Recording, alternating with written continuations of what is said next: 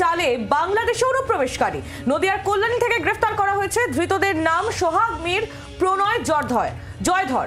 কয়েক মাস আগেই ভারতে অনুপ্রবেশ করে ধৃতরা, এমনটাই জানা যাচ্ছে। ফের জালে বাংলাদেশে অনুপ্রবেশকারী, আর এবার নদিয়ার কল্যাণী থেকে গ্রেফতার। কথা বলবো, বিশ্বজিৎ মিত্র রয়েছেন টেলিফোনে প্রতিনিধি। বিশ্বজিৎ, কিভাবে এই গ্রেফতারি এবং এই যাদেরকে গ্রেফতার করা হয়েছে তারা কতদিন ধরে এখানে থাকছিল এবং তাদেরকে কে সেই যাবতীয় নথি দিয়েছিল, কি কি জানা যাচ্ছে?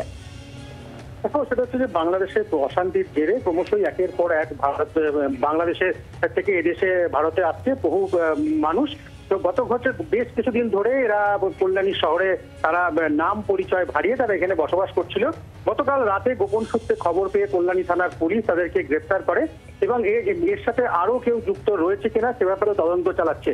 এবং একের পর এক এই ধরনের ঘটনায় যথেষ্ট উদ্বিগ্ন নদিয়ার প্রশাসন। এবং গত কয়েক মাস ধরে যদি আমরা লক্ষ্য করি সেক্ষেত্রে প্রায় শতাধিক মানুষ যারা বিভিন্ন বাংলাদেশের অশান্তির জেরে তারা দেশে প্রবেশ করেছে। কিন্তু এরা যে প্রবেশ করে সেটা রাতের অন্ধকারে, যে সমস্ত যেখানে বর্ডার, যেখানে তার কাটা নেই, এই সমস্ত জায়গাগুলো দিয়ে তারা প্রবেশ করে বলে পুলিশ সূত্রে এমনটাই খবর। বাংলার আওয়াজ, বাঙালির আবেগ, জি 24 ঘন্টা।